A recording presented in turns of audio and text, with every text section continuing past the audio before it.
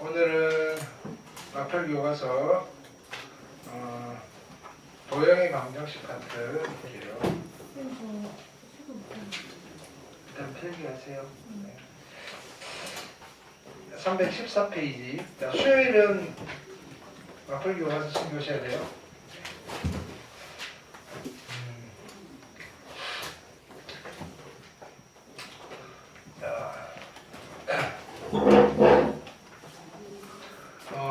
여기 도형의 방정식부터는 또 아직 한 번도 안 보신 분 계시다 그래서 조금 기본적인 것부터 천천히 진행할게요.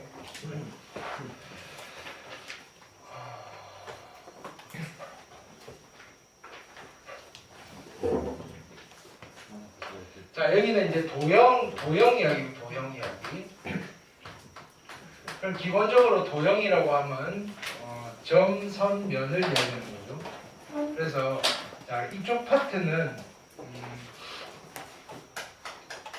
점과 선과 면에 관련되어 있는 파트예요. 자, 여기 1학년 요 챕터에서만 끝나는 게 아니라 어디까지 이어지느냐면 새로운 책이 있어요. 도형만 따로 뽑아놓은 책. 여러분 선택 과목 중에 기하라는. 자, 그래서 수학에서 이 도형을 다루는 파트를 기하라고 합니다. 기하. 기하라는 말은 좀 어려운데 그냥 도형이라고 생각하시면 돼요. 거기까지 연장이 되는 거예요. 근데 실은 지금 처음 하는 게 아니라 중학교 때부터 우리가 도형은 해왔다 이거예요. 그죠? 그럼 중학교 때까지의 도형과 고등학교 도형은 조금 달라요. 결이 달라요. 분석하는 관점이 다르다. 중학교 때까지 도형은 도형의 성질에 좀 초점이 맞춰져 있어요. 이렇게. 도형의 특징 또는 성질을 이용해서 어떤 도형 문제를 해결을 합니다. 이런 기하를 논증기하라고 불러요.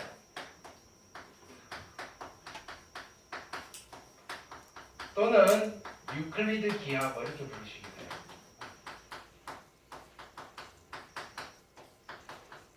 그냥 순수하게 도형의 성질로서 어떤 도형 문제를 해결하겠다. 삼각형을 그려놓고 밑변의 길이가 얼마고, 예를 들어서 뭐 대표적인 게, 자, 여기에 선분 AB가 있어요. 이 선분 AB의 길이가 얼마인가요? 라고 물으면 우리는 자를 들고 측정을 해봐야 돼. 이렇게.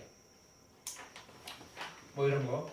그 다음에 뭐 예를 들어서 뭐 이렇게 돼 있어요. 뭐 이런 거 있이 삼각형이 있어요. 이 삼각형의 넓이가 뭐 12대요. 근데 이 길이가 5래요. 높이가 얼마가 돼야 돼? 뭐 이렇게. 그렇죠? 뭐 이런 것들이 다 논증기예요.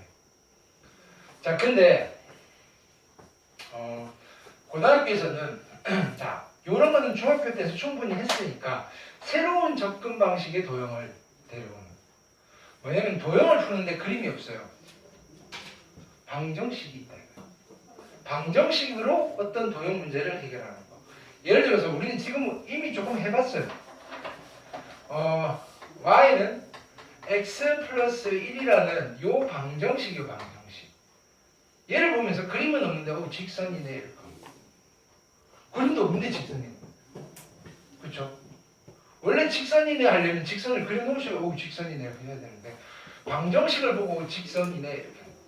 y는 5의 x제곱, 이거, 자, 이런 방정식이에요, 방정식.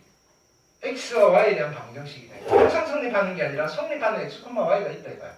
그거를 점을 찍으면 어떤 도형이 나오는데, 그 포물선이네? 그림도 없는데 포물선이네, 이러고. 그렇게 도형을 취급하는 것을 우리는 해석기하라고 해요, 해석기.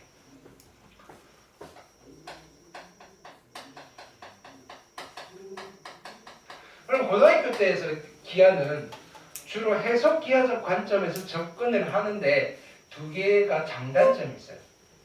유클리드 기하, 논증 기하적 접근은 계산이 그렇게 복잡하진 않아요. 대신에 아이디어를 좀 고민을 해봐야 돼요. 해석 기하적 관점으로 어떤 문제를 해결하고자 할 때는 그다지 아이디어는 필요 없어요. 나의 산수 실력만 좀 있으면 돼요. 대신에 계산이 복잡해요. 결과는 똑같은데. 그럼 우리는 어떻게 해야 되느냐? 한쪽으로 몰빵을 하는 게 아니라 적절하게 믹싱을 잘 하셔야 돼요. 그런 것들. 그래서 둘 다 하실 수 있어야 돼요. 근데 이건 중학교 때부터 많이 했고요. 우리는 새롭게 이해를 할 거예요. 그럼 해석기하적 관점에서 점과 선과 면을 접근을 할 거예요. 접근을 할 건데 이 선이라는 아이들은 다 누구로 구성되어 있는 거냐면 점으로 구성되어 있는 거예요. 면이라는 아이들 다 점으로 구성되어 있는 거예요.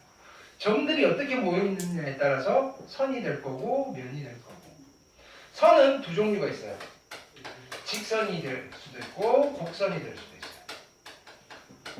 면도 두 가지예요. 평면이 될 수도 있고요. 곡면이 될 수도 있어요.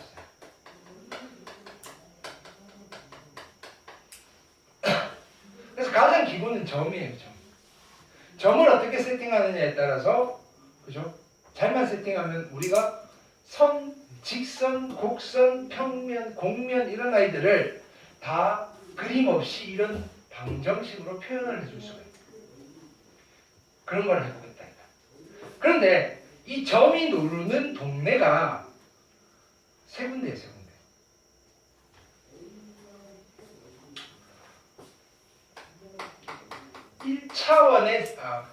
어떤 직선 위에서 놀고 있는 점이 있어요. 어떤 직선 위에서. 내가 관심이 있는 점들은 여기 어떤 직선이 이렇게 있어요. 요 직선 위에 있는 점들만 관심이 있어. 직선이라는 동네에 살고 제일 좁은 동네예요. 점들이 있고 평면이라는 동네에 살고 있는 점들이 있어요. 직선 위에 살고 있는 점들은 절대로 이 직선 밖을 벗어날 수 없어요. 근데 평면에 살고 있는 점들은 그냥 이 칠판 위에서 돌고 있는 점들이에요. 이렇게. 이 세상 전체가 이 칠판이래요. 그럼 그런 점들은 이런 점들에 대해 별 관심이 없는 거야. 칠판에 있지 않는 점들. 세 번째도 이제 조금 더 동네가 커지면 공간이라는 동네가 있어요. 공간이라는 동네가 있으면 여기서는 이제 우리가 알고 있는 이런 그지? 입체에서의 정의는 인간이 인지할 수 있는 동네는 공간까지밖에 없어요. 우리는 이때 이 직선 위의 세상을 1차원의 세상이라고 하고요. 평면의 세상을 2차원의 세상이라고 해요. 2D. 공간의 세상을 3차원의 세상이라고 해요. 3디멘전 3D. 근데 우리가 4차원, 5차원 이런 말도 들어봤잖아요. 4차원 하면 제일 먼저 떠오르는 게 뭐다? 타임머신 이야기가 등장하죠. 왜? 4차원의 동네는 이름이 시공간이에요. 거기에 시간이 더 추가가 돼요. 그건 지금 여러분들 고등학교 수학의 영역이 아니고 일종의 물리의 영역이에요. 자, 이런 것들을 고등학교 과정에서 다루는데 이 공간과 관련되어 있는 것은 기하라는 책에서 다룰 거예요. 그리고 1차원과 2차원 중에서 우리는 간략한 것만 다룰 거예요. 나머지는 또 기하라는 책에서 다룰 거예요. 이해됐나요? 그럼 어느 정도까지 할 거냐? 1차원과 2차원에서 점 이야기를 할 거예요.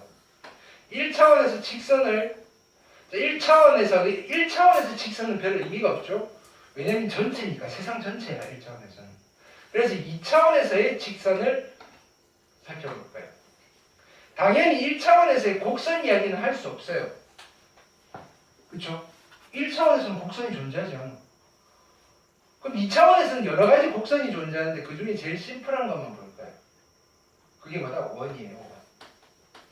평면에서의 직선과 평면에서의 원을 볼 거예요. 직선은 직선 자체인 거고 원은 곡선을 대표하는 가장 심플한 곡선이에요. 자, 2차원에서의 평면은 전체니까 어차피 고려해도 의미가 없는 거예요. 당연히 1차원에는 없고요. 1차원에서 곡면도 없어요. 2차원에서는 곡면도 없어요. 그래서 여기서는 우리가 대상은 점, 선, 면인데 노는 동네는 직선 위의 점, 평면 위의 점, 그죠? 걔네들이 모여있는 여기서는 점 이야기밖에 할 수가 없고요. 점들이 모여있는 선 중에서 직선과 곡선은 평면상에서 직선과 평면상에서 원이라는 곡선만 취급을 해보겠다. 공부를 해보겠다. 나머지는 그냥 다 이 책에서 합시다. 공간 포함해서. 그죠? 이제 뭐 여기에 곡선이 원 말고도 있어요. 뭐 여기는 어차피 없으니까 안 할 거고요. 그 다음에 뭐 공간에서 점 이야기들 뭐 이런 것도 할 거다.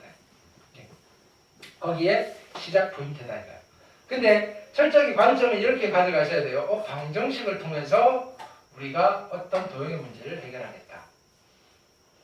오케이. 그러면 방정식을 통해서 도형의 문제를 해결하려면 우선 점이 있는데 논쟁기에서 점은 그냥 이렇게 점 찍어놓고 A라고 하시면 돼요. 근데 우리는 이제 방정식이 되려면 이 점을 숫자로 나타낼 수 있어야 돼. 점의 수치화를 하셔야 돼. 그래서 1차원에 있는 점들은 어떤 직선상에 있어요. 직선 위에 있는 점들이에요. 근데 이 직선을 아무 직선이나 올라가지 말고 이렇게 내가 너네들 이름표를 좀 붙일 거야. 직선 중에서 가장 유명한 직선이 실수직선이라는 게 있어요. 실수직선. 실수들이 모여있는 직선. 줄여서 수직선 이렇게 부르는 거예요. 너네 이거 여기 위에서 놀아 이렇게 하는 거야. 그래서 어떤 점이 알았어. A라는 점이 여기에 올라딱 있어. 나 여기 있어. A라는 점. 됐나요? 그러면 실수직선 위에 있는 어떤 점을 찍으면 요 점에 대응되는 실수는 무조건 딱 하나 존재하는 거예요. 왜? 여기는 숫자들이 뭐 줄 서 있는 데거든. 그래서 점 A가 요 수직선이 딱 올라타는 순간 밑에 있는 내가 물어보는 거야. 야, 지금 올라타고 있는 이 점은 점 밑에 누가 있지? 라고 물었더니 그지? 나 5야 이렇게 한 거고. 오케이. 이때 우리는 뭐라고 표현을 하느냐면 1차원에서에 있는 이 점 A에 좌표가 옵니다. 좌표라는 이야기예요. 좌표는 점의 위치이자 수직선상에서 위치이자 오케이. 그 다음에 그 점의 이름이에요. 이름. 또는 주소예요. 주소. 어디에 있는 점이야? 수직선상에서 O의 위치에 있는 점이야. 그거를 이렇게 표현할까요? A에 O. A라는 점이 있는데 이제 그림이 없어도 A라는 점이 있는데 수직선상에 O라는 위치에 있는 점이구나. 그러면 이것까지도 되는 거예요. 점인데 보통 앞에다 점이라고 써줘요. 점 A, O라고 써놓으면 얘가 어느 동네 살고 있는지도 알아요. 수직선상에 살고 있구나. 근데 주소는 O라는 위치에 있구나. 이해됐나요? 그래서 원래는 논증기하 또는 유클리드 단계에서는 이 직선은 아무 직선이나 상관없어요. 그 직선만 안 벗어나면 되는데 해석기하를 위해서 우리는 이제 뭘 가정할 거냐면은 점들이 1차원의 세상에 존재하는 점들은 수직선상에 존재하는 점들입니다. 그래서 수직선 상의 점에 대해서 우리가 분석을 할 거다. 즉 좌표를 잡기 위해서 아무 직선이나 데려오신 게 아니라 이 직선을 뭘 사용한다? 수직선을 사용해서 점에다가 숫자를 부여해 주는 거예요. 점에 숫자를 부여해야지 방정식을 만들어서 우리가 뭔가를 해줄 수 있다. 이해됐죠? 그러면 평면상이야. 평면은 괜찮아. 아무 평면이나 상관없어요. 이런 칠판도 괜찮고 이런 벽도 평면이니까 괜찮고요. 천정도 괜찮아요. 됐나요? 근데 그런데 말고, 야, 그런데 아무 때나 점 갖다 놓으면 우리 서로 불편하잖아. 앞으로 우리 각자 평면상에서 점을 이야기할 때는, 자, 내가 이야기해주는 요 평면에서 놓으라라고 하는 거야. 수직선이 하나 있고요. 수직으로 만나는 수직선이 두 개가 있어요. 됐나요? 수직선 두 개가 수직으로 만나는 이 두 직선을 기준으로 잡은 평면이 있어요. 됐나요? 요 평면에서 점을 데리고 놀아야 이렇게 하는 거야. 그러면 좋아, 알았어. A점이 여기 있어. 그러면 A점은 어디 있는 점인가? A점의 위치는 어디 있는가? 라고 했을 때 일단은 수직선이 두 개니까, 그렇죠? 자, 얘의 위치는 누가 일하느냐면 얘네들이 공무원이야. 오케이? 자, A점 어디 있는지 빨리 찾아라고 했을 때, 그치? 여기 있는 점들이 A점 어디 있는지 계속 레이저를 쏘는 거야. 쐈더니 여기 다 걸려 있는 거야. 근데 얘가 쫙 대답을 하는 거야. 손을 들고. 저 인데요. A 잡았어요. 다른 부서야. 그치? 지금 두 팀이야. 두 번째 팀은 좌우로 레이저를 딱 쏘는 거야. 얘가 딱 걸려들었어. 오케이. 저 3인데요. 세로축에 있는 3인데요. A 잡았어요. 그러면 이제 A점은 어디 있는 점이다라고 이야기를 할 거냐면은 2와 3 두 숫자의 순서상으로 표현을 할 거예요. 점 A는 2,3입니다. 순서는 어떻게? 가로축상에 있는 점과 세로축상에 있는 점을 가로축 먼저, 세로축 그 다음. 관습적으로. 이건 바꿔서 써도 상관없는 거예요, 실은. 근데 누구는 세로축을 먼저 쓰고 누구는 가로축을 먼저 쓰면 서로서로 의사소통이 이상해지시겠지. 그래서 얘는 사회적 합의를 통해서 가로축에 있는 값을 먼저 씁시다라고 한 거야. 이렇게 약속이니까. 그래서 일반적으로 우리는 가로축을 X축이라고 부르시기는 하는데 굳이 X라고 부를 필요는 없어요. A축, B축, 알파축, 베타축 뭐 원하는 거 다 붙여줘도 돼요. 별표축, 세로축. 어쨌든 가로에 있는 축. 세로에 있는 축을 일반적으로 Y축이라고 불러요. 됐나요? X축도 수직선이고요. Y축도 수직선이에요. 이해됐죠? 그럼 X축이라는 수직선에 존재하는 이 2라는 이 숫자를 우리는 뭐라고 부를 거냐면은 점 A의 X좌표라고 부를 거예요. 점 A의 X좌표. X축에 해당되는 좌표라는 뜻이에요. 3이라는 아이를 점 A의 Y좌표라고 부를 거예요. 점 A의 Y좌표. 그리고 이 2,5라는 순서상을 점 A의 좌표다라고 부를 거예요.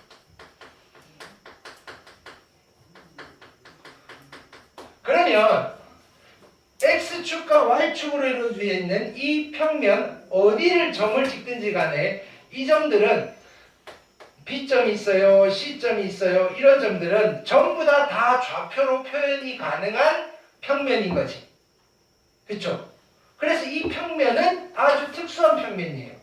이런 평면을 좌표를 붙일 수 있는 평면이라고 해서 우리는 좌표 평면이다라고 부르십니다. 좌표 평면. 좌표 평면. 이해되겠네? 되나요? 그리고 자, 점 2개짜리 순서상 숫자 2개짜리의 순서상을 얘는 평면에서 이루어진 평면에 존재하는 점의 주소구나 라고 해서 이 좌표를 이런 좌표들을 전부 다 평면 좌표입니다 라고 이름을 붙죠. 평면 좌표. 그러니까 평면 좌표는 좌표 평면 위에 존재하는 점의 좌표다. 이해됐나요? 자, 원래 2차원에 있는 점은 평면이면 어느 평면이든 다 상관이 없어요. 논증기하적 접근을 할 때는. 됐나요? 근데 해석기하적 접근을 하기 위해서 얘가 노는 평면을 통일을 시켰어요. 평면은 평면인데 어떤 평면에서 놀겠다? 좌표 평면에서 점을 취급을 하겠다. 좌표 평면. 자, 이제 여러분들은 그냥 무심코 푸시면 안 돼요. 1학년 과정에서 어떤 점이 있는데 이렇게 줬어요. A라는 점이 있는데 루트 3이에요. 좌표가. 그러면 이걸 본 순간 루트 3, 얼마인데요? 이게 아니다 이거야. 이 점은 어디에 있는 점이다? 수직선상에 있는 점이에요. 그래서 좌표가 하나밖에 없는 거예요. 1차원 세상의 점이에요. 그러면 직선 하나만 그리시고 B점이라고 할게요. 직선 하나만 그리시고 B점은 여기에 있네요. 여기에 좌표가 루트 3이네요. 뭐 이런 거야. 이해됐나요? 여기 가야지. 이걸 가지고 B점을 여기서 찾으면 된다 안 된다? 안 되는 거예요. C점이 있어요. C점은 이렇게 5,-1이래요. 좌표가 두 개가 생겼어요. 순서상으로 나타나요. 나 있어요. 얘는 어디에 존재하는 점이다? 평면상에서 점이구나. 얘랑 얘는 노는 동네가 달라요. 노는 세상이 다르라고. 같이 노는 게 아니다 이거예요. 따로 노시는 거다. 다른 세상이 돼. 다른 차원이야. 이게 차원이 다르니까 거의 분리되어 있는 아이라고 생각하시면 돼요. 이게 이해되셨죠? 그럼 이런 두 점에서 잡고 그럼 공간이 되면 숫자가 하나 더 늘어날 거예요. 됐죠? 그래서 우리는 첫 번째 이 점에서 뭘 했냐면은 좌표를 세팅했어요. 좌표를 세팅했어요. 첫 번째. 자, 두 번째는 뭐 할 거냐면은 두 점 사이 거리를 구하는 거예요. 두 점 사이의 거리.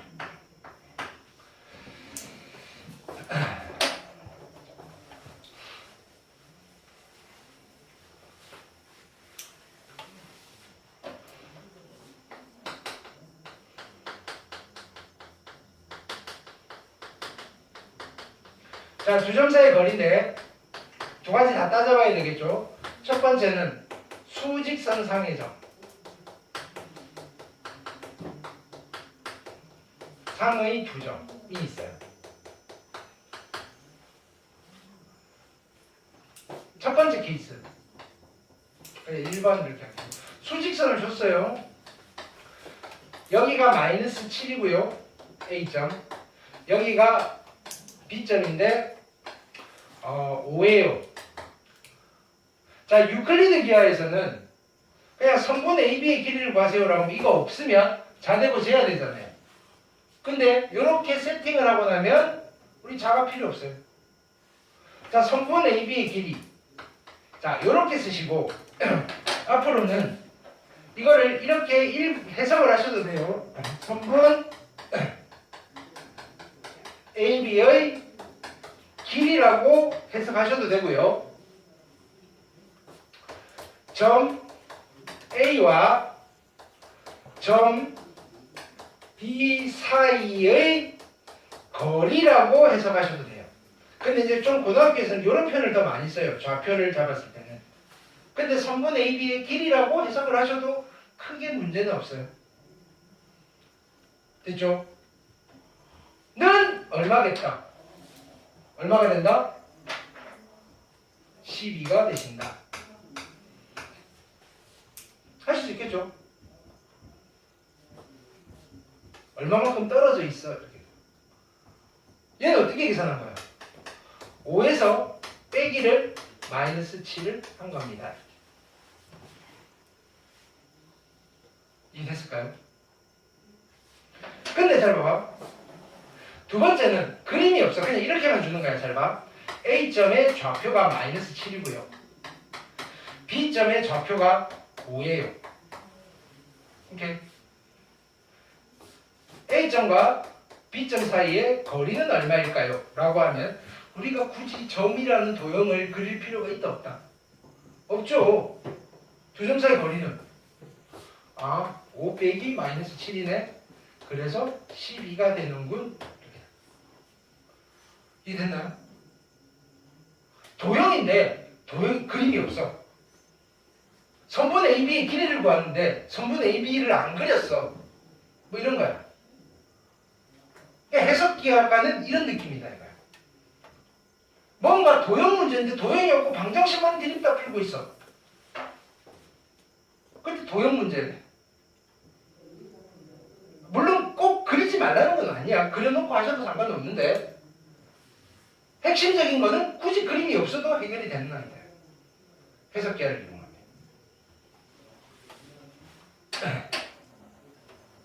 자, 그래서 결론이야. 잘 봐봐. A점의 좌표가 x1이고요. B점의 좌표가 x2예요. A점과 B점 사이의 거리는 어떻게 계산하면 될까요? 어떻게 계산하면 되지? 응? 거리는 어떻게 계산하지? x1에서 x2를 뺄까요? 아니면 x2에서 x1을 뺄까요? 둘 중 골라야 되겠지. 거리는 무조건 뭐가 나와야 돼? 양수가 나와야 돼. 근데 누가 더 큰지 지금 알아 몰라. 모르니까 양수로 만드는 작업은 절대값 하시면 돼. 이렇게 하셔도 되고 이렇게 하셔도 되고 별 상관없어요. 이걸 함으로 쓰시면 두 점 사이의 거리는 좌표의 차이입니다. 두 점의 좌표의 차이입니다. 좌표의 차이는 우리가 그지? 상훈이랑 상훈이 아빠 나이 차이가 얼마? 나이 차이가 몇 살 나지? 이렇게 하면 나 중심으로 내 나이에서 아빠 나이를 빼가지고 마이너스 몇 살 차이 나고 이러지 않잖아. 그치? 차이는 무조건 양수 개념이에요. 되셨나요? 그래서 그냥 자동으로 큰 데서 작은 걸 빼시면 돼요. 이게 수직선상의 두 점 사이의 거리입니다. 됐죠? 어렵지 않죠? 두 번째는 평면상에서의 두 점이에요.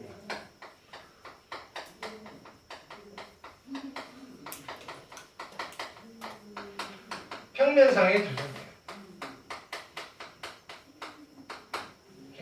얘도 마찬가지. 일단 그림으로 한번 해결해 볼게요. 좌표 평면이 있어요. X축, Y축이 있고요. 여기 A점이 있어요. A점은 1,2라고 할게요. B점은 3,5라고 할게요. A점과 B점을 이은 선분 AB의 길이를 구하고 싶어요. 그럼 이렇게 했을 때 AB의 길이는 자, 요 상태에서도 우리는 뭘 할 수 있냐면 논증기하를 데려올 수는 있어요.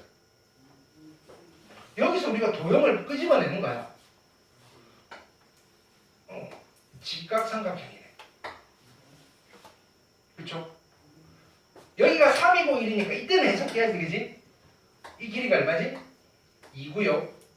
이 길이가 3이고요. 피타고라스 정리를 쓰면 이 길이는 얼마가 되는 거죠? 9 더하기 4. 루트니까 루트 13이네요. A점과 B점 사이의 거리는 루트 13입니다. 뭘 썼다? 피타고라스 정리라는 직각삼각형의 성질을 쓴 거예요. 유클리드적 관점으로 접근을 한 거예요.